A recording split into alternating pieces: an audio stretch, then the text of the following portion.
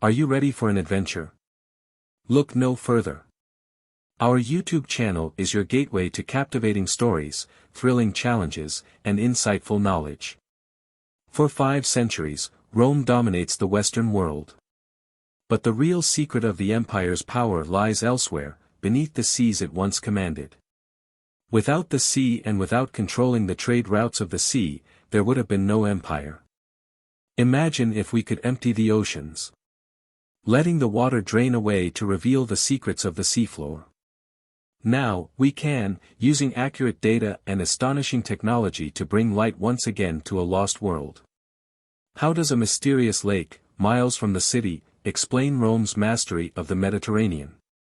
It was built on a scale unlike anything else. It covers almost 80 acres. As large as 13 Roman Colosseums joined together. But there's a problem. It's 2 miles from the Mediterranean coast. Could the heart of the legendary Portus lie so far inland? And where is the rest of it? So little is known about the layout of the ancient pool. It's very, very hard to understand how it all fits together. Archaeologists survey close to the lake through here. Then you just get the different phases running down through there, probing beneath the surface for any evidence. About a meter and a half, I'd say 4 meters. You start hitting the water table. The basin was once underwater. It's another astonishing find. In Roman days, this is where the coast was, and the curving structures make up a huge protective harbor. This must be Portus. But one big question remains. The city is 15 miles further inland, connected to the sea by the river Tiber. And the mouth of the river is nearly 2 miles from forest. So how did food ever get to Rome? The architects who designed Portus faced one key challenge, feeding Rome's million-strong population. So how did the harbor connect to the city 15 miles away? Moving huge volumes of cargo by existing roads would have been costly. And the most obvious route to Rome, the river Tiber, is too shallow for merchant vessels. Studying the ancient boats dug up nearby, Peter Campbell finds an important clue. Rather than having a V-shape as you would have with a seagoing ship, this actually has a relatively flat bottom, which would have allowed it to travel in much shallower waters. It was used within the harbor and up the Tiber. This vessel is an important piece of the puzzle in the network that connected the ocean to the city. It's crisscrossed by merchant ships, many carrying grain to Portus. Very few have ever been found. But off the coast of Spain, near the city of Alicante, an ancient shipwreck is discovered by 2 amateur divers, José Bo and Antoine Ferrer. Maritime archaeologists name it after them, the Bullfur. When Carlos de Juan hears about it, he sets out to discover more. We have some evidence of a sea break from Roman period right underneath where we are right now. It is absolutely emotional moment, and I found that it was the beginning of something 80 feet below the surface. Something rare and precious.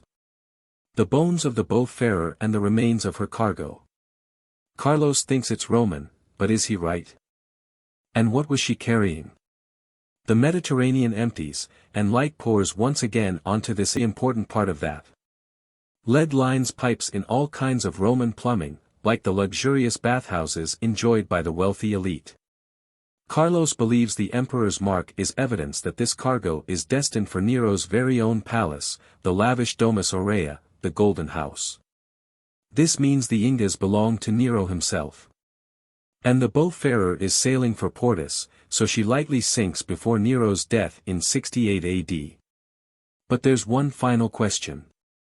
Why did the Bow Farer and her imperial cargo fail to make it to Portus? The drained wreck offers some clues. The amphorae are off-center. They've shifted towards the port side. Such a heavy cargo would never be loaded like this. So what could cause some 5,000 amphorae to move? Carlos believes that the Bull Farer runs into a storm. A large wave strikes the hull, causing the cargo to ship and the vessel to lift to her port side, making her impossible to steer and allowing more waves to come over her decks and slowly fill her hull. And then you are done. It's a matter of time. Maybe 20 minutes, maybe 1 hour, but you are done. As Rome masters the seas. So how did the Romans build something so monumental on nothing more than sand? Over 2,000 years ago in Judea, Romans perform an engineering miracle at a place called Caesarea Maritima. They construct the largest artificial harbor in the ancient world, revealed for the first time in centuries. The foundations of the huge harbor walls had to be built on shifting sand. It seems an impossible task. Beverly Goodman has come to the site of the ancient harbor to take samples from its underwater remains. The team inserts a pipe deep into the seafloor to draw up traces from the past. So we manage to get a core in very deep. Next step is to open it, see what we have inside, see what surprises wait for us. Oh, good. Alright, we've got quite a few changes we need to log here and take a look at. Wow, this is kind of surprising. I didn't think it was going to have quite so much variation. On the upper part of the core, we have this natural sediment. We really have this period where the site is nearly abandoned for many, many years. Then as we go down the core and we start to get periods where there's actually people around, we start to see more pottery. We start to see rubble. We start to see changes that relate to the fact that people were there and they were influencing the environment they were building. A sediment layer from the time of the harbor reveals a clue. The rubble contains an unusual mineral. A particular type of volcanic ash called pozzolana. It's not natural to this region.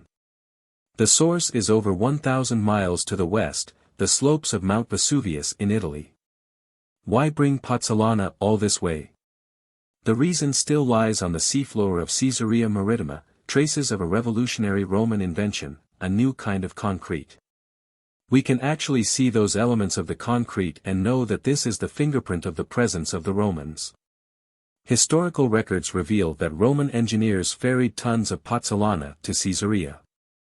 To imagine that they are shipping across the Mediterranean 2,000 years ago. They're essentially barges that have volcanic ash coming from Italy all the way across the Mediterranean to the eastern Mediterranean. It's really something phenomenal. The Romans used concrete to build on land throughout their empire. But then they realized that by adding the pozzolana ash to their concrete mix, they can use it underwater too. They're bringing this volcanic ash in, they're mixing it with the stone rubble and the lime to create concrete, but it only hardens when you pour water on it. So if you take it into the sea, once it hits the water, it hardens. It's known as hydraulic concrete, and it's a huge milestone in the history of construction. For years, how the Romans used this modern building material to create this harbor remains a mystery, but finds on the seabed provide a clue. So one of the findings in Caesarea is preserved wood from 2,000 years ago that was used to create the framework for them to pour the concrete to create these large structures of the harbor. 2,000 years ago, the Romans worked with concrete, just like we do. They build wooden structures, known as caissons, that hold liquid concrete in place. And then drop them into the sea. Flooded with seawater, the mixture solidifies, creating solid concrete blocks. Man-made bedrock on which to build the first artificial harbor in the world. Thank you for being part of our journey. Together, let's explore, learn, and create memories. Hit the subscribe button, turn on notifications to be notified instantly, share your thoughts, engage in discussions.